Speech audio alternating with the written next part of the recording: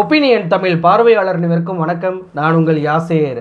நேற்றைக்கு அம்பேத்கருடைய புத்தக வெளியீட்டு விழா என்ற பெயரில் ஆதவ் அர்ஜுனனும் சரி, தாவேகா தலைவராக இருக்கக்கூடிய விஜய் அவர்களும் சரி, அம்பேத்கருக்கு சற்றும் சம்பந்தமில்லாத பல்வேறு பேச்சுகளை பேசி அம்பலப்பட்டு போயிட்டாங்க அப்படின்னே சொல்லலாம். இந்த ரெண்டு பேருடைய இரட்டை முகத்தை அந்த நிகழ்ச்சியில் அவங்க பேசுனதை வச்சு வரிக்கு வரி இந்த வீடியோவில் அம்பலப்படுத்த போகிறோம். இந்த வீடியோவை முழுமையாக பாருங்கள். மறக்காமல் நம்மளுடைய ஒப்பீனியன் தமிழ் சேனலை சப்ஸ்கிரைப் பண்ணிக்கோங்க. காலமெல்லாம் பகவத்கீதையும் சரி, பகவத்கீதை கொண்ட அந்த கொள்கையும் சரி எதிர்த்து வந்த அம்பேத்கர் அவர்களுடைய அந்த புத்தகத்தை, பகவத்கீதையை ஒரு மத நூலாக ஏற்றுக்கொண்ட விஜய் அவர்களை வச்சு வெளியிட்டது முதல்ல முன்னுக்கு பின் முரணாதான் நான் பார்க்கிறேன். இந்த புத்தக வெளியீட்டு விழாவை நடத்திய விகடனுக்கும் சரி, அதே போல ஆதவ் அர்ஜுனனுக்கும் சரி, விஜய் அவர்களுக்கும் சரி, இந்த மூன்று பேருக்குமே அம்பேத்கர் பற்றிய புரிதல் 1% கூட இல்லை அப்படின்றத அந்த புத்தக வெளியீட்டு விழா நிகழ்ச்சியே அம்பலப்படுத்துச்சு அப்படின்னே சொல்லலாம். ஏன்னா விகடனை பொறுத்த வரைக்கும் இந்த புத்தகத்தை யார் வெளியிட்டிருக்கணும்? 25 ஆண்டுகளாக அம்பேத்கரை எல்லோருக்குமான தலைவராக பட்டி தொட்டி எங்கும் கொண்டு சென்ற விசிகாவுடைய தலைவராக இருக்கக்கூடிய திருமாவளவன் அவர்களை தான் வைத்து இதை வெளியிட்டிருக்கணும். ஆனா இங்க திருமாவளவன் அவர்களே தேவையில்லை, எங்களுக்கு விஜய் தான் முக்கியம் அப்படின்னு சொல்லி பத்திரிகையில் அவரை பெயரை கூட நீக்கிவிட்டு விஜயை வைத்து நடத்தக்கூடிய, அதுவும் எந்த விஜய், நியூயார்க் நகரத்தில் ஹாலிடேக்காக நாங்கள் போவோம் அப்படின்னு சொல்லிட்டு அம்பேத்கர் அவர்கள் படிப்பு போனதை முட்டாள்தனமாக ஒப்பிட்ட அந்த விஜயை வைத்து நிகழ்ச்சியை நடத்திருக்கிறாங்க இந்த விகடன். இந்த விஜய்க்கு ஏன் அம்பேத்கரை பற்றிய புரிதல் இல்லை அப்படின்னு சொல்றேன் அப்படின்னா, விஜய் அம்பேத்கரை பற்றி ஒரு அறிமுகம் கொடுக்கும்போது என்ன சொல்றாரு, அதாவது இவ்வளவு பிரச்சனைகள் நடக்குது, அவருக்கு படிப்பு தான் முக்கியம் அப்படின்னு சொல்லி ஒரு வைராக்கியத்தை வச்சிருந்தாரு. அந்த வைராக்கியம் உள்ள மாணவர் தான் அம்பேத்கர் அப்படின்னு சொல்லி ஒரு அறிமுகத்தை கொடுக்கிறாரு. உண்மையிலேயே அம்பேத்கருக்கு படிப்பு தான் வைராக்கியமாக இருந்துச்சா? அப்படி படிப்பை படித்து வெளிநாட்டில் போய் படிச்சுட்டு வந்தும் கூட அவங்களுக்கு எதிராக அந்த சாதிய வன்கொடுமை நடந்துச்சு. அப்போ அம்பேத்கர் அவர்களுக்கு படிப்பு என்பது வைராக்கியமாக இல்லை, சாதியை ஒழிக்க வேண்டும் என்பது தான் இறுதி மூச்சு வரை அவருக்கு வைராக்கியமாக இருந்தது. அப்போ இங்கே அம்பேத்கருக்கு எது வைராக்கியம் என்பது கூட விஜய் அவர்களுக்கு தெரில. இன்னொரு பக்கம் அம்பேத்கர் அப்படி பண்ணாங்க இப்படி பண்ணாங்க அப்படி தான் சொன்னாங்களே தவிர யார் அதை சொன்னா? ஆதிக்க சாதி அப்படின்ற ஒரு வார்த்தையாவது விஜய் வாயிலிருந்து வந்துச்சா? இல்லவே இல்லை. சரி, அதுவாக மகாராஷ்டிரா சம்பவம் அதை கூட விடுங்க, தமிழ்நாட்டில் ஒப்பிட்டு வெங்கவேலெல்லாம் பேசுகிறாருல, அப்போ பாமக அப்படின்ற ஒரு கட்சி வந்த பிறகுதான் தலித்துகளுக்கு எதிரான கொடுமைகள் அதிகமாக நடக்குது. இந்த பாமக போன்ற கட்சிகளை மறைமுகமாக சுட்டி காட்டி விஜய் ஏதாவது சொன்னாரா அப்படின்னு சொல்லி கேட்டால் இல்லை. அப்போ அம்பேத்கருடைய கொள்கையும் சரி, அம்பேத்கர் எதற்காக போராடினார் என்பதும் சரி விஜய் அவர்களுக்கு ஒரு துளி கூட தரல. சரி, இவராவது நடிகர், நேற்று முளைத்தவர், அதனால இவருக்கு தெரியாமல் இருக்கலாம் அப்படின்னு சொல்லி விட்டுறலாம். விசிகா கட்சியில் துணை பொதுச் செயலாளர் இருக்கக்கூடிய ஆதவ் அர்ஜுனனுக்கு அம்பேத்கரை பற்றிய துளி அளவும் இல்லைங்க. ஏன்னா அம்பேத்கரை பற்றிய துளி அளவாவது ஒரு புரிதல் இருந்துச்சு அப்படின்னா காஞ்சி பெரியவா ரொம்ப நல்ல சாமியார் அப்படின்னு சொல்லியிருப்பாரா? பிறப்பால் ஏற்றத்தாழ்வை பார்க்கக்கூடிய ஒரு பிராமணர் வந்தால் பக்கத்தில் சேரை போட்டு உட்கார வைப்பார், ஒரு மற்றவங்க வந்தாங்கன்னா கீழே உட்கார வைப்பார், ஒரு எல்முருகன் போன்றவர் வந்தாங்கன்னா வெளியே தூரமாக அனுப்ப வைப்பார், தலைமையிசை கூட ஒரு துண்டை தூக்கி வீசுவார் தூரமாக நின்று. இப்படி பிறப்பால் ஏற்றத்தாழ்வை பார்க்கக்கூடிய ஒரு சாமியாரை நல்ல சாமியார் என்று சொன்னதோடு மட்டுமல்லாமல், அதுவும் அம்பேத்கருடைய விழாவில் அதை பேசுறதுக்கு ஒரு துணிச்சல் வேணும் தானே. வெறும் காஞ்சி பெரியவா மட்டுமா? இன்னொரு விஷயத்தையும் சொல்றாரு, மன்னராட்சியை ஒழிக்கணும் அப்படின்னா அம்பேத்கருடைய சிந்தனை வேணும் அப்படின்றாரு. உண்மையிலேயே அம்பேத்கர் மன்னராட்சியை ஒழிப்பதற்கோ ஆட்சி அதிகாரத்தை கைப்பற்றுவதும் அவருடைய சிந்தனையா இருந்துச்சா? கிடையாது. அவரே என்ன சொல்றாரு, நம்மளுடைய போராட்டம் என்பது சொத்துகளுக்காகவோ அதிகாரத்துக்காகவோ இல்லை, நம்மளுடைய போராட்டம் என்பது விடுதலைக்கானது அப்படின்றாரு. இந்து சமயத்தில் இருக்கக்கூடிய அந்த அடிமைத்தனத்திலிருந்து விடுதலையாவது தான் நம்மளுடைய போராட்டம் என்று மிக தெளிவாக அம்பேத்கர் அவர்களே சொல்லியிருக்கிறாரு. அப்போ அம்பேத்கர் அவருடைய சிந்தனை என்பது ஆட்சி அதிகாரமோ மன்னராட்சியை ஒழிப்பதோ இல்லை. ஆனால் இங்கே ஆதவ் அர்ஜுனா மன்னராட்சியை ஒழிக்க வேண்டும் என்றால் நமக்கு அம்பேத்கருடைய சிந்தனை வேணும் அப்படின்றாரு. உண்மையிலேயே மன்னராட்சி என்பது ஸ்டாலின் அல்லது விஜயா அப்படின்றத நான் பின்னாடி சொல்றேன். அதற்கு முன்னாடி இன்னொரு விஷயத்தை சொல்றாரு. என்ன சொல்றாரு அப்படின்னா, ஒரு அம்பேத்கர் என்ற ஒரு தலித் தலைவருடைய புத்தகத்தை ஒரு தலித் அல்லாத தலைவர் விஜய் வெளியிடுவதே மிகப்பெரிய வெற்றி அப்படின்றாரு. அப்ப இதற்கு முன்னாடி நீங்க திருமாவளவன் அவர்களை கூப்பிட்டிருந்தீங்களே, திருமாவளவன் அவர்கள் இந்த புத்தகத்தை வெளியிட்டிருந்தார் அப்படின்னா தலித் தலைவரை ஒரு தலித் தலைவரை வெளியிட்டார் அப்படின்னு சொல்லுவீங்களா? அப்போ இங்க அம்பேத்கருடைய புத்தகத்தை யார் வெளியிடுறார் என்பது முக்கியமல்ல, அவர் எப்படிப்பட்டவர், அவருடைய கொள்கை என்ன, அவருக்கு அம்பேத்கரை முழுமையாக உள்வாங்கி இருக்கிறாரு, அம்பேத்கரை பற்றிய பேசு பொருளை சமூகத்தில் உருவாக்கியவரா அப்படின்றதான் பார்க்கணுமே தவிர அவர் தலித் தலைவரா தலித் அல்லாத தலைவரா அப்படின்லாம் பார்க்கக்கூடாது. அப்போ இங்கே விகடனும் சரி, விஜயும் சரி, ஆதவ் அர்ஜுனும் சரி, இந்த 3 பேருக்குமே அம்பேத்கரை பற்றிய புரிதல் இல்லை அப்படின்றத நம்ம தெரிஞ்சுக்கிட்டோமா? சரி, அடுத்து இந்த விஜயாக இருக்கட்டும், ஆதவ் அர்ஜுனாக இருக்கட்டும், இந்த 2 பேருமே பாஜக எவ்வளவு பெரிய ஒரு கொடூரமான ஒரு கட்சி ஆட்சி, அந்த கட்சியும் ஆட்சியும் தமிழ்நாட்டு அரசியலோடு ஒப்பிட்டு பேசுவதை பார்க்க முடிஞ்சு. விஜய் என்ன ஒப்பிட்டு பேசினாரு? மணிப்பூரில் அவ்வளவு பிரச்சனைகள் நடக்குது, அங்கே எப்படி அந்த அரசு கேட்காம இருக்குதோ அதே போல் இங்கே வேங்கை வயலை ஒப்பிட்டு இந்த அரசு கேட்காம இருக்கு அப்படின்றாரு. மணிப்பூரையும் வேங்கை வயலையும் யாராவது ஒப்பிட முடியுமா? மணிப்பூர் என்பது அங்கே ஆட்சி அதிகாரத்தில் இருப்பவர்களை பாஜகவே முன்னின்று நடத்தியது. வேங்கை வயல்னா திமுக முன்னின்று நடத்தியதா? வேங்கை வயலில் ஏன் இதுவரைக்கும் ஒரு விஷயத்தை கண்டுபிடிக்க முடியல அப்படின்னா, மலம் தொட்டியில் கலக்கக்கூடிய அந்த மலம் என்பது மறுநாளே கண்டுபிடிச்சிருந்தாங்க அப்படின்னா நடமாடக்கூடிய யாரெல்லாம் நடமாடுறாங்க அப்படின்றத வச்சு போலீஸ் ஈஸியாக கண்டுபிடிச்சிருக்க முடியும். ஆனால் அந்த மலம் கலந்து பல்வேறு நாட்களுக்கு பிறகுதான் மலம் கலக்கப்பட்ட விஷயமே தெரிய வருது. இன்னொரு பக்கம் அவங்க சிசிடிவி உள்ளிட்ட எந்த ஒரு காட்சியுமே இல்லாததுனால போலீஸால் கண்டுபிடிப்பதற்கு சிரமமாக இருக்குது. இன்னொரு பக்கம் போலீஸ் சும்மா இருக்கிறாங்களா? இந்த வழக்கு எங்களால் கண்டுபிடிக்க முடியலங்க, இழுத்து மூடிடுறோங்க அப்படின்னு சொல்லிட்டு முதலமைச்சர் ஸ்டாலின் அறிவிச்சாரா? இல்லை, டிஎன்ஏ டெஸ்ட் வரைக்கும் எடுக்கிறாங்க. மலத்திலிருந்து டிஎன்ஏ டெஸ்ட் எடுத்து கண்டுபிடிக்க முடியவில்லை என்றாலும் கூட தொடர்ச்சியாக இந்த கேஸை நடத்திக்கிட்டு தானே இருக்கிறாங்க. பாஜக மணிப்பூரில் எப்படி கண்டுகொள்ளாமல் விட்டாங்களோ அது போன்ற இங்கே கண்டுகொள்ளாமல் விட்டாங்களா அப்படின்னு சொல்லி கேட்டால் இல்லை. அப்போ இங்கே மணிப்பூரையும் வேங்கை வயலும் ஒப்பிடுறது மிகப்பெரிய ஒரு தவறாக இருக்குது விஜய் விஷயத்தில். அப்படியே ஆதவ் அர்ஜுனனுக்கு வருவோம். ஆதவ் அர்ஜுனன் அவர் என்ன சொல்கிறாரு? நான் பிரசாந்த் கிஷோர்கிட்ட பேசினேன், மோடி அவர்கள் மத பெரும்பான்மை பேசி 2014 குடும்ப ஆட்சிக்கு எதிராகவும் அதே போல் ஊழலுக்கு எதிராகவும் பேசி வெற்றி பெற்றாரு, இன்ன வரைக்கும் பாஜக வீழ்த்த முடியல அப்படின்னு சொல்லிட்டு இது பெருமையாக சொல்கிறாரு. பெருமையாக சொன்னதோடு மட்டுமல்லாமல் தமிழ்நாட்டிலையும் அதை நம்ம செயல்படுத்தணும் அப்படின்றாரு. எதை? குடும்ப ஆட்சி அப்படின்னு சொல்லி மோடி சொன்னது உண்மையா? அங்கே சோனியா காந்தி குடும்பம் தான் பிரதமராக இருந்தாங்களா? மன்மோகன் சிங் தான் பிரதமராக இருந்தார். சரி, மன்மோகன் சிங்கை சோனியா காந்தி தான் இயக்குனாருன்னே வச்சுக்கிட்டா கூட சோனியா காந்தி ஏதாவது ஒரு தனிப்பட்ட முடிவு எடுக்க முடியுமா? கடந்த 10 ஆண்டுகளில் காங்கிரஸ் ஆட்சி கூட்டணி ஆட்சி நடந்துச்சு. அங்கே திமுகவையும் கேட்கணும், திரிணாமுல் காங்கிரஸ் கட்சியும் கேட்கணும், கம்யூனிஸ்டையும் கேட்கணும், எல்லா கட்சியும் கேட்டு தான் ஒரு முடிவே அங்கே சோனியா காந்தி அவரால் எடுக்க முடியும். அப்படின்றப்ப இந்தியாவோட குடும்ப ஆட்சி தான் நடந்துச்சு அப்படின்றத ஏற்றுக்க முடியுமா? அந்த வாதம் அடிபட்டு போச்சா? அடுத்து ஊழல் எதை சொன்னார் மோடி? 1,76,000 கோடி ஊழல் பண்ணிட்டாங்க அப்படின்னு சொல்லி 2G வழக்கை தான் சுட்டி காட்டினார். அந்த 2G வழக்கே போலியானது, பொய்யானது அப்படின்னு சொல்லி ஆராசா அவர்களே விடுதலை ஆயிட்டாரு. அப்போ அந்த நேரத்தில் குடும்ப ஆட்சி ஊழல் அப்படின்னு சொல்லி பொய்யை பரப்பி நாங்கள் குஜராத்தில் பாலாரம் தேனாரம் ஓடுது அப்படின்ற குஜராத் மாடல் என்ற ஒரு பொய்யை பரப்பி தான் ஆட்சியவே பிடிச்சாரு மோடி. இன்னைக்கு அந்த ஆட்சியை பிடிச்சதுனால 10 வருஷமாக மக்கள் எவ்வளவு பெரிய துன்பத்தை நம்ம அனுபவிச்சுட்டு இருக்கோம் அப்படின்றத நமக்கு தான் தெரியும். அந்த ஒரு மோசமான ஒரு அஜெண்டாவை தமிழ்நாட்டில் செயல்படுத்தணும் அப்படின்னு சொல்லி மோடியை புகழ்ந்து பேசுறாரு. எந்த மேடையில்? அம்பேத்கர் அவருடைய மேடையில் புகழ்ந்து பேசுறாரு. இது மட்டுமா? மன்னராட்சியை ஒழிக்கணும். 2026 தேர்தலில் மன்னராட்சி பிறப்பின் அடிப்படையில் ஒரு முதலமைச்சர் வரக்கூடாது அப்படின்னு சொல்லி சொல்றாருங்க. அதுவும் எங்க வச்சு சொல்றாரு? அம்பேத்கருடைய விழாவில் வச்சு சொல்றாரு. அம்பேத்கர் உருவாக்கி தந்த அரசியலமைப்பு சட்டத்தின்படி நடந்த தேர்தலில் மக்கள் எல்லோரும் ஓட்டு போட்டு ஒரு கட்சியை வெற்றி பெற வைக்கிறாங்க. அந்த கட்சியுடைய எம்எல்ஏக்கள் சேர்ந்து ஒரு தலைவரை தேர்ந்தெடுத்து அவரை முதலமைச்சராக்குறாங்க. அப்போ எல்லாமே இங்கே அரசியலமைப்பு சட்டப்படி தான் நடந்திருக்கு. அதுவும் அம்பேத்கர் உருவாக்கின அரசியலமைப்பு சட்டப்படி தேர்வான முதலமைச்சரை பார்த்து இவங்க மன்னர் ஆட்சி நடத்துறாங்க அப்படின்ற குற்றச்சாட்டை முதல்ல வைக்கிறாரா? ஆனால் இங்கே உண்மையிலே மன்னர் என்பவர் யாருங்க?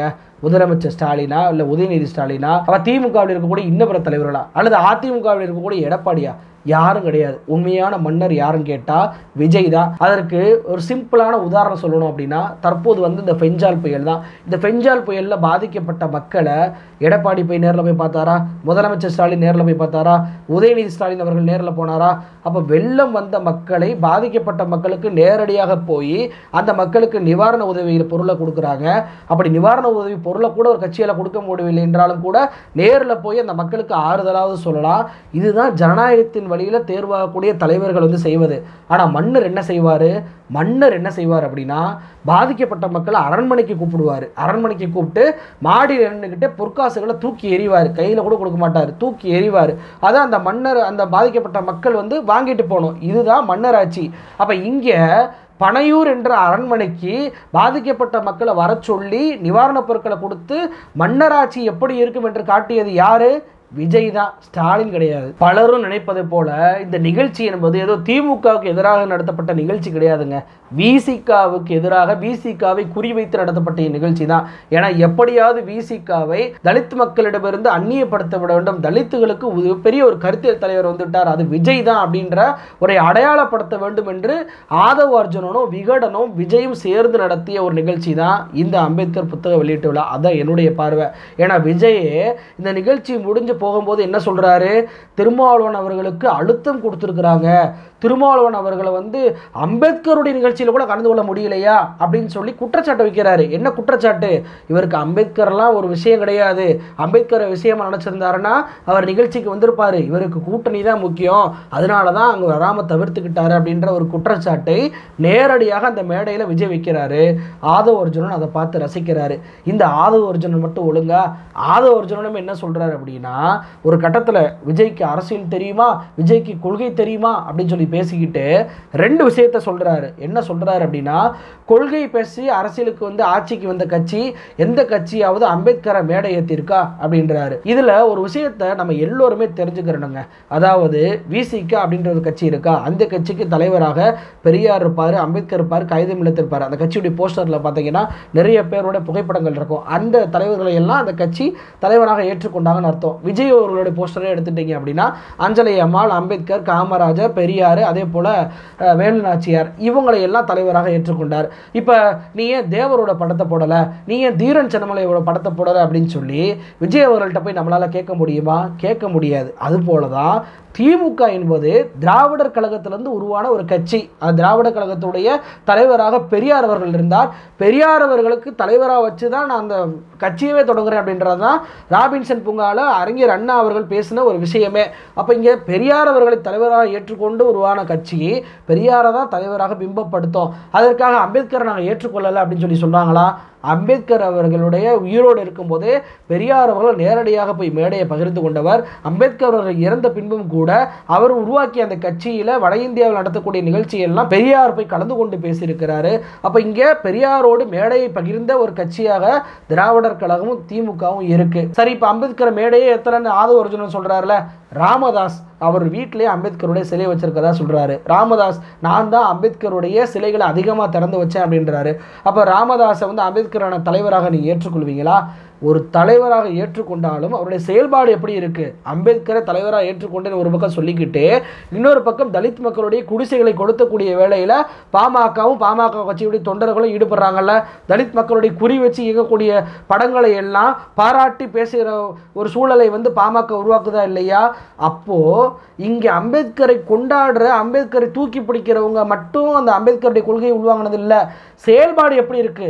ராமதாஸை போல முதலமைச்சர் ஸ்டாலினோ உதயநிதி ஸ்டாலினோ நீங்க தலித்துகளுடைய குடிசையில கொடுத்துங்க அப்படின்னு சொல்லி திமுக தொண்டர்களுக்கு சொல்லி திமுக தொண்டர்கள் ஏதாவது குடிசையை கொடுத்திருக்காங்களா? இல்ல. இது ஒரு பாயிண்டா. ரெண்டாவது பாயிண்ட் என்ன சொல்றாரு, நீங்க விஜய் அவர்கள் இந்த விழாவில் கலந்து கொண்ட பிறகுதான் பாத்தீங்கன்னா எல்லா திமுக அமைச்சர்களும் போய் அம்பேத்கர் மாலை போடுறாங்க, புரட்சியாளர் அம்பேத்கர் கோஷம் போடுறாங்க அப்படின்ற ஒரு வாதத்தை வைக்கிறாரு இந்த ஆதவ அர்ஜுனா. உண்மையிலேயே ஒரு விசிகாவுடைய உண்மையான தொண்டர், விசிகாவுடைய பொறுப்பாளர் என்னங்க சொல்லுவாரு? விசிகா தலைவராக திருமாவளவன் அவர்கள் 25 ஆண்டுகளாக அம்பேத்கர் அவர்களை எல்லா மக்களுக்கும் எல்லோருக்குமான தலைவராக பட்டி தொட்டி கொண்டு போயிருக்கிறாரு. இவர் வந்த பிறகுதான் இன்னைக்கு எல்லா கட்சிகளும் அம்பேத்கரை தூக்கி பேசுறாங்க அப்படின்னு சொன்னா அது விசிகா கட்சிக்கும் விசிகா தலைவருக்கும் மேலே உள்ள பிரியத்தின் அடிப்படையில் அது சொல்கிறாரு அப்படின்னு சொல்லி எடுத்துக்கிறலாம். ஆனால் இங்கே விசிகாவுடைய துணை முதலமைச்சராக இருந்துக்கிட்டு திருமாவளவன் அவர்களுக்கு எந்த கிரெடிட்டுமே கொடுக்காம 25 ஆண்டுகால உழைப்பை குப்பையில் தூக்கி போடும் விதமாக விஜயால தான் இன்னைக்கு எல்லா அமைச்சர்களும் போய் மாலை போடுறாங்க, மரியாதை பண்ணுறாங்க அப்படின்னு சொல்லி ஒரு ஸ்டேட்மெண்ட்டை இந்த ஆதவ அர்ஜுனா கொடுப்பதன் மூலமாக என்ன தெரிய வருது? இங்கே குறி என்பது திமுகவுக்கும் ஸ்டாலினுக்கும் அல்ல, குறி என்பது விசிகாவுக்கும் திருமாவளவன் அவர்களுக்கும் தான். இந்த ஆதவ அர்ஜுனா பேசுனதுல இன்னொரு மிக முக்கியமான கவனிக்க வேண்டிய ஒரு பாயிண்ட் இருக்கு. என்ன தெரியுமா? அதாவது எல்லாரும் மத பெரும்பான்மை ஜாதியை பற்றி தான் பேசுகிறாங்க, ஊழலை பற்றி யாருமே பேச மாட்டாங்க. ஊழலால தான் என்னுடைய அம்மாவே இறந்து போனாங்க பாருங்க, இங்கே பெரியம்மா திலகவதி ஐபிஎஸ் இருக்காங்க, அவங்களுக்கு முன்னாடி இதை நான் சொல்கிறேன் அப்படின்னு சொல்லி சொல்கிறாரு நம்ம ஆதவ அர்ஜுனா. இவர் சொல்கிற அந்த பெரியம்மா திலகவதி ஐபிஎஸ் யார் தெரியுமா? 2017ஆம் ஆண்டு அதிமுகவில் குருமூர்த்தி அவர்கள் RSS பிஜேபி தலையீட்டால் பன்னீர்செல்வம் தர்ம யுத்தம் நடத்தினா தெரியுமா, அந்த தர்ம யுத்தத்தை நடத்தும் போது அவருக்கு போய் ஆதரவு கொடுத்து அந்த கட்சியில் சேர்ந்தவர் தான் இந்த திலகவதி IPS. இவருடைய பின்னணி எப்படிப்பட்டதாக இருக்கு பாருங்க. பிஜேபி அதிமுக என்ற கட்சியை அழிக்கணும் என்பதற்காக தர்ம யுத்தத்தை OPS நடத்த வைக்கும் போது யாரெல்லாம் OPS போய் பார்த்தாங்க அப்படின்றது மிக முக்கியமான பாயிண்ட். அந்த நேரத்தில் போய் சேர்ந்தவர் தான் இந்த திலகவதி IPS. இவருடைய பேக்ரவுண்ட் இப்படிப்பட்டதாக இருக்கா. இன்னொரு பக்கம் ஊழலை பற்றி பேசணும் அப்படின்றாரு. இவரே லாட்டரி தொழிலில் ஈடுபட்டவர் அப்படின்றது வேற விஷயம்னு வச்சுக்கோங்களேன், அதை கூட விட்டுரும், அவருடைய பர்சனல். ஆனால் ஊழல் விளக்கின கைதான ஊழல் குற்றச்சாட்டுக்கு சிறை தண்டனைக்கு உத்தரவிடப்பட்ட குற்றவாளியாக அறிவிக்கப்பட்ட தலைவர் தான் ஜெயலலிதா அவர்கள். அந்த ஜெயலலிதா அவர்களை டிசம்பர் 5ஆம் தேதி அவருடைய நினைவு நாளில் போற்றி புகழ்றாரு ஆதவ அர்ஜுனா. ஆனால் அப்படி எந்த ஒரு குற்றச்சாட்டுக்கும் உள்ளாகாத கலைஞர் அவர்களும் சரி, ஸ்டாலின் அவர்களும் சரி, உதயநிதி ஸ்டாலின் அவர்களையும் சரி, இவங்க ஊழல் ஆட்சி நடத்துகிறாங்க அப்படின்றாரு. ஜெயலலிதா அவர்களைப் போல ஒரு ஊழலுக்கு வழக்கில் குற்றவாளியாக அறிவிக்கப்பட்டாங்களா இவங்க? கிடையவே கிடையாது. அப்போ எந்த அடிப்படையில் ஊழல் கட்சி அப்படின்றீங்க? எந்த அடிப்படையில் ஊழலை எதிர்க்கணும் அப்படின்றீங்க? எந்த ஒரு ஆதாரமாவது சொல்லுங்க. எந்த ஆதாரமும் சொல்லாமல் போகிற போக்கில் பாஜகவை போல வைக்கக்கூடிய குற்றச்சாட்டை தானே இந்த குற்றச்சாட்டு இருக்கு. அப்போ இந்த விஷயத்திலையுமே அம்பலப்பட்டு போனாரா? இன்னொரு விஷயம் என்ன சொல்றாரு அப்படின்னா, எங்கள் தலித்துகள் இவ்வளவு பேர் இருக்காங்க, 10 கோடி பேர் இருக்காங்க, ஆனால் பாருங்க 25% இருக்கும், ஆட்சியில் பங்கு கொடுக்க மாட்டாங்க அப்படின்றாரு. இதெல்லாம் யாருடைய பேச்சு? பா ரஞ்சித் அவர்களுடைய பேச்சா இருக்கு. இந்த ஆட்சியில் பங்கு அப்படின்றத முடிவு செய்யக்கூடிய நபர் யாருங்க? திமுகவா அதிமுகவா? கிடையாது, மக்கள் தான். மக்கள் தான் எனக்கு இந்த கட்சி ஆட்சிக்கு வரணும் அப்படின்ற முடிவு பண்றாங்க. ஒவ்வொரு கட்சியுமே துவங்குவது என்பது அவங்க கட்சி தலைவர் வந்து முதலமைச்சராக வேண்டும் என்பதற்காக தான். இன்னைக்கு விசிக துவங்கப்படுதா? திருமாவளவன் அவர்கள் முதலமைச்சராக வேண்டும் என்பதற்காக துவங்கப்படுது. தாவேகா உருவாக்கப்படுதா? விஜய் அவர்கள் முதலமைச்சராக வேண்டும் என்பதற்காக தான் உருவாக்கப்படுது. அப்போ ஒவ்வொரு கட்சியுமே தன்னுடைய தலைவர் முதலமைச்சராக வேண்டும் என்பதற்காக உருவாக்கப்படுது. ஆனால் முதலமைச்சர் ஆகுமா வேணாமா, ஆட்சிக்கு வரணுமா வேண்டாமா என்பதை முடிவு செய்வது யாரு? மக்கள் தான். அப்ப இங்க மக்கள் திமுகவை தேர்ந்தெடுக்கிறாங்க அப்படின்னா, திமுக ஆட்சியை தேர்ந்தெடுக்காங்க அப்படின்னா, அதே போல விசிகாவுமே தாங்க ஆட்சிக்கு வருவோம் அப்படின்னு சொல்லி வரலாம். அதே போல பாமகவுமே நாங்க ஆட்சிக்கு வரலாம்னு வரலாம். அன்புமணி ராமதாஸ் கூட அப்படிதான் வந்தாரு, மாற்றம் முன்னேற்றம் அன்புமணின்னு. ஆனா மக்கள் அங்கீகரிக்கல. அப்ப மக்கள் அங்கீகரிக்கக்கூடிய விஷயத்த நாங்க இவ்வளவு % இருக்கோம், எனக்கு நீ எதுவுமே தரமாட்டியா அப்படின்னு சொல்லி கேள்வி கேட்பது எவ்வளவு பெரிய முட்டாள்தனமா இருக்கு. இன்னொரு பக்கம் விஜய் அவர்கள் தான் முதல்ல தலித் ஒரு முதலமைச்சர் ஆக வேண்டும்னு சொன்னாரா? எங்க சொன்னாருன்னு எனக்கு தெரியலங்க. ஏன்னா அவர் எந்த ஸ்டேட்மெண்ட்டுமே சொல்லல. சரி, இப்படி சொல்றாருல ஆதவ அர்ஜுனன். விஜய் அவர்களை 2026 தேர்தலில் தாவேகா சார்பாக முதலமைச்சர் வேட்பாளராக திருமாவளவன் அவர்களை நான் அறிவிக்கிறேன் அப்படின்னு சொல்லி அறிவிக்க சொல்லுங்க பாப்பா. அறிவிப்பாரா? ஒரு தலித் ஒரு முதலமைச்சர் ஆக்குவாரா? இல்லை அவருடைய கட்சியிலேயே வந்து தலித் ஒருத்தர் தேர்ந்தெடுத்து இவர் தான் என்னுடைய முதலமைச்சர் வேட்பாளர், நான் முதலமைச்சர் இல்லை அப்படின்னு சொல்லி விஜய் சொல்லுவாரா? கட்சி ஆரம்பிச்சதே முதலமைச்சர் ஆக வேண்டும் என்று ஆரம்பிச்சவரை, பிஜேபி ஆட்சிக்கு எதிராகலாம் கட்சி ஆரம்பிக்காம பிஜேபி ஆட்சியை பிடிச்ச பிறகு கட்சி ஆரம்பிச்சவரை பார்த்து தலித் முதலமைச்சர் ஆகணும்னு சொன்னார் அப்படின்றது எவ்வளவு பெரிய கேடுகட்ட உண்மைக்கு மாறான ஒரு ப்ரமோஷனா இருக்கு பாருங்க. திமுக தனி தொகுதியில மட்டும் தான் கொடுக்குறாங்க, பொது தொகுதியில வந்து நிப்பாட்ட மாட்டாங்க, ஜாதியை பார்த்து தான் கணக்கு பண்ணி அவங்க வேட்பாளர் நிறுத்துறாங்க, இதெல்லாம் நம்ம மாற்றணும் அப்படின்னு சொல்லி பேசுறாரு ஆதவ அர்ஜுனன். நான் ஏன் கேட்குறேன்னா, இதை திமுக பார்த்து மட்டும் ஏன் கேட்குறீங்க? விசிகா, நீங்கள் இருக்கக்கூடிய விசிகாவிலேயே திருமாவளவன் அவர்கள் தனி தொகுதியில் நிற்காம பொது தொகுதியில் நிற்கலாம்ல, ரவிக்குமார் அவர்கள் தனி தொகுதியில் நிற்காம பொது தொகுதியில் நிற்கலாம்ல. ஏன் அவங்க தனி தொகுதியில் நிற்கிறாங்க அப்படின்னா, அவங்களுக்கு எங்க வெற்றி வாய்ப்பு இருக்கோ அங்கதான் அவங்க நிற்பாங்க. திமுக விசிகா மட்டுமல்ல, எல்லா கட்சியும் அப்படிதான். ஒரு கட்சி நம்ம வந்து எந்த இடத்துல நின்றா ஜெயிக்க முடியுமோ அந்த இடத்துல தான் நிற்க முடியும். நம்ம போய் புரட்சி பண்றேன் அப்படின்ற பேர்ல நமக்கு வாக்காளர்கள் இல்லாத இடத்துல போயிட்டு நான் நின்று எனக்கு வாக்கு செலுத்துங்க அப்படின்னு சொல்லி நிற்பதற்கு இங்க யாரும் புரட்சி பண்ண வரல. தேர்தல் அரசியல் என்பது வெற்றி தோல்வி வச்சு தீர்மானிக்கக்கூடிய ஒரு விஷயம். வெற்றி தான் இங்கே மிக முக்கியமாக பெறக்கூடாதனால தான் கூட்டணி என்பது அமைக்கப்படுது. அப்போ இங்கே எந்த கட்சியாக இருந்தாலுமே, திமுக இருந்தாலும் சரி, அதிமுக இருந்தாலும் சரி, விசிக இருந்தாலும் சரி, பாமக இருந்தாலும் சரி, விஜயாக இருந்தாலும் சரி, அந்த இடத்துல எப்படி வெற்றி பெற முடியும் என்ற கணக்கு போட்டு தான் வேட்பாளர் தேர்வு செய்வார்களே தவிர, நீ இப்படி தான் நிற்கணும் அப்படி தான் நிற்கணும் அப்படின்னு நினைக்க மாட்டாங்க. உண்மையிலேயே தலித்துகளுக்கு பொது தொகுதியே கொடுக்க மாட்டாங்க, தலித்துகளை வந்து அவங்க தனி தொகுதியெலாம் அடைக்கிறாங்க அப்படின்ற எண்ண ஓட்டம் திமுகவுக்கோ ஸ்டாலினுக்கோ இருந்துருச்சு அப்படின்னா, 2021 கூட்டணி பேசும்போது விசிக கட்சிக்கு பொது தொகுதியில் கொடுத்துருப்பாங்களா? கொடுத்துருக்கவே மாட்டாங்க. அங்கே இங்கே ஆளூர் சானவாஸ் அவர்களோ SS பாலாஜி அவர்களோ வெற்றி பெற்றது எந்த இடத்துல? பொது தொகுதியில் தான் வெற்றி பெற்றாங்க. அப்போ விசிகா பொது தொகுதியில் வெற்றி பெற வைத்திருக்கிறது. விசிகான்ற ஒரு தலித் கட்சி நீங்கள் பிம்பப்படுத்துறீங்க, ஆனால் விசிகா என்ற கட்சி பொது தொகுதியிலையும் வெற்றி பெற முடியும் என்று காட்டிட்டாங்க. அப்படி வெற்றி பெற வச்சது யாரு? முதலமைச்சர் ஸ்டாலினும் திமுக தொண்டர்களும் தானே, நீங்கள் என்னங்க தனி தொகுதியில் போட்டியிடாமல் நீங்கள் எங்கே பொது தொகுதியில் வர்றீங்க அப்படின்னு சொல்லி அங்கே இருக்கக்கூடிய தொண்டர்கள் விசிகாவை தோக்கடிச்சாங்களா? இல்லை, வெற்றி பெற வச்சிருக்கிறாங்க. அப்போ இங்கே தலித்துகளுக்கு ஒரு குறிப்பிட்ட இடத்துல மட்டும்தான் சாதி ரீதியாக கொடுக்கணுன்ற எண்ண ஓட்டம் திமுகவுக்கோ திமுக தொண்டர்களுக்கோ திமுக தலைவர்களுக்கோ இருந்தால் விசிகாவுக்கு பொது தொகுதியே கொடுத்திருக்க மாட்டார்கள். நீங்கள் என்னங்க தனி தொகுதியில் போய் நில்லுங்க அப்படின்னு சொல்லி அனுப்பியிருப்பாங்க. அப்படிதான் நடந்துச்சா? இல்லை. அப்போ முழுக்க முழுக்க விஜய்க்கான ஒரு ப்ரமோஷனாக தான் இந்த புத்தக வெளியீட்டு விழாவை ஆதவ் அர்ஜுனோட விகடனும் சேர்ந்து நடத்தியிருக்கிறாங்க. இந்த விழாவிலேயே விசிகாவை தலித்துகளை இவங்க பார்க்க மாட்டாங்கன்ற ஒரு பிம்பத்தை ஏற்படுத்தியதோடு திமுகவும் தலித்துகளுக்கு எதிரான கட்சி என்ற பிம்பத்தை ஏற்படுத்துறாங்க. உண்மையிலேயே 1969ஆம் ஆண்டு குடிசை மாற்று வாரியத்தை உருவாக்கியது யாரு? கலைஞர் அவர்கள் தான். குடிசையெல்லாம் பற்றி எரியுது, பாஸ்பரஸை தடவிட்டு எரிய விடுறான் அப்படின்றக்காண்டி அண்ணா அவர்கள் அவங்களுக்கு காங்கிரீட் வீடு கட்டி கொடுக்கணும்னு நினைக்கிறாரு. அண்ணா அவர்கள் இறந்த பிறகு அந்த நினைவை நனவாக்கியவர் யாரு? கலைஞர் அவர்கள் தான். குடிசை மாற்று வாரியத்தின் மூலமாக தலித் மக்களுக்கு காங்கிரீட் வீடு கட்டி கொடுத்தவர் கலைஞர் அவர்கள் தான். அதே போல இடஒதுக்கீடு 16% 18% மாற்றியது கலைஞர் அவர்கள் தான். அதே போல தலித் மக்கள் எல்லாம் கீழே தெரு அப்படின்னு சொல்லிட்டு ஒரு தெருவுக்குள்ள வந்து முடக்கி வச்சு பொது வழியில கூட அவங்க நடக்க முடியாமல் இருக்கும்போது சமத்துவம் என்ற ஒரு திட்டத்தை உருவாக்கி எல்லாரும் அதில் இருக்கணும், எல்லாரும் ஒரே பாதையில் நடந்து போகணும் என்ற திட்டத்தை உருவாக்கியவர் யாரு? கலைஞர் அவர்கள் தான். அப்போ இங்கே திமுக தலித்துகளுக்கு எதிராக செயல்படுதான்னு கேட்டால் இல்லை. அப்புறம் ஏன் திமுக அவங்க டார்கெட் பண்ணுறாங்க அப்படின்னா, தலித்துகளை திமுக தலித்துகளாக நடத்தவில்லை, பொது தலைவராக நடத்துகிறது அப்படின்ற எண்ண ஓட்டத்தினால தான் எதிர்க்கிறாங்க. ஏன்னா ஆராசாவையும் சரி கோவி செலியனையும் சரி இவங்க தலித் தலைவராக பார்க்குறாங்க. ஆனால் திமுகவும் சரி திமுக தொண்டர்களும் சரி ஆராசா அவர்களையும் கோவி செலியன் அவர்களையும் திராவிட இயக்க தலைவராக பார்க்குறாங்க. இதை இன்னும் எளிமையாக புரிஞ்சுக்கிறோம் அப்படின்னா, பாஜகவை பொறுத்த வரைக்கும் எல்முருகனுக்கு ஒரு பதவியை கொடுத்துட்டு பாருங்க, நாங்கள் தலித் தலைவர் ஒருத்தரை அமைச்சராக்கிட்டோம், நாங்கள் தலித் தலைவர் ஒருக்கு தமிழ்நாட்டில் தலைவராக்கிட்டோம், பாருங்க திரௌபதி முர்மு பழங்குடி அவரை நாங்கள் வந்து குடியரசுத் தலைவராக்கிட்டோம், ராம்நாத் கோவிந்த் தலித் அவரை வந்து குடியரசுத் தலைவராக்கிட்டோம், அப்துல் கலாம் ஒரு முஸ்லீம் அவரை குடியரசுத் தலைவராக்கிட்டோம் அப்படின்னு சொல்லி தேர்தல் பிரச்சாரத்தில் பேசக்கூடிய கட்சி தான் பாஜக. ஆனால் இங்கே ஆராசா அவர்களை நாங்கள் வந்து தகவல் தொழில்நுட்ப அமைச்சராக்கிட்டோம், ஆராசா அவர்களை நாங்கள் எம்பி ஆக்கிட்டோம், கோவி செலியன் அவர்களை நாங்கள் உயர்கல்வித்துறை அமைச்சராக்கிட்டோம், பட்டியல் சமூக மக்களுக்கு நாங்கள் எவ்வளோ செஞ்சுருக்கோம் அப்படின்னு சொல்லி எங்கேயாவது ஒரு இடத்துல முதலமைச்சர் ஸ்டாலினோ உதயநிதி ஸ்டாலினோ அல்லது இன்னும் பிற திமுக தலைவர்களோ சொல்லியிருக்காங்களா?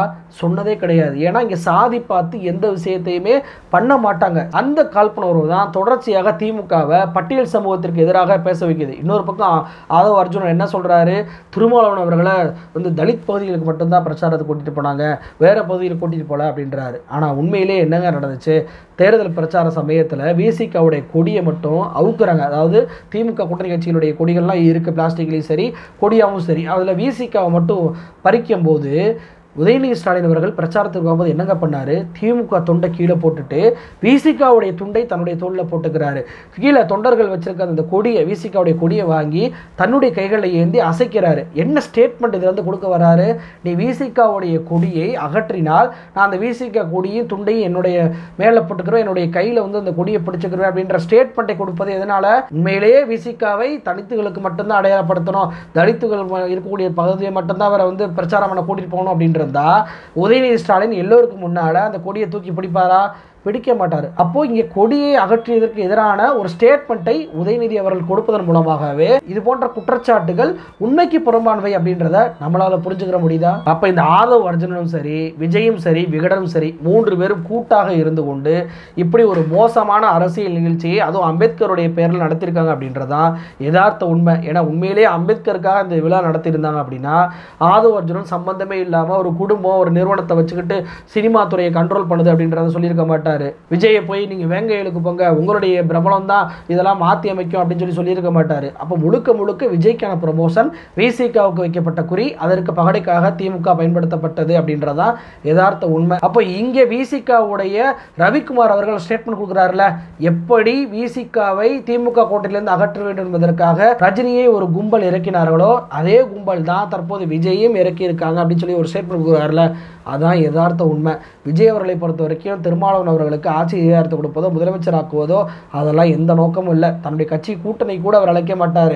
அவருடைய ஒற்றை நோக்கம் திமுக கூட்டணியிலிருந்து விலக வைக்க வேண்டும் விசிகாவை அப்படின்றதான். அது அவருடைய நோக்கம் இல்லை, மேலேருந்து இயக்குறாங்கல்ல விஜய, அவங்களுடைய நோக்கம். அது ஒருபோதும் நிறைவேறாது அப்படின்றத மிக தெளிவாக ஸ்டேட்மெண்ட்டாக விசிகாவுடைய தலைவராக இருக்கக்கூடிய திருமாவளவன் அவர்களே நாங்கள் திமுக கூட்டணியில் தான் இருக்க போகிறோம் அப்படின்ற அறிவிச்சிட்டாரு. அதே போல் நேற்றைக்கு புதிய தலைவர் விவாதத்திலையுமே அங்கே இருக்கக்கூடிய துணை பொதுச் செயலாளர் இருக்கக்கூடிய நாகை சட்டமன்ற உறுப்பினர் இருக்கக்கூடிய ஆளூர் ஷானவாஸ் அவர்களுமே ஆதவ் அர்ஜுனா மீது நடவடிக்கை எடுக்கப்படும் சொல்லிட்டாரு. திருமாவளவன் அவர்களும் அதை உறுதி செஞ்சிருக்கிறாரு. அப்போ ஆதவ் அர்ஜுனா பொறுத்த வரைக்கும் தனக்கு எம்பி சீட் கொடுக்கவில்லை என்பதற்காக திமுகவை குறிவைக்கிறார், விசிகாவை பழிவாங்கிறார் அப்படின்றதான் இங்கே யதார்த்த உண்மையா இருக்கு. நன்றி.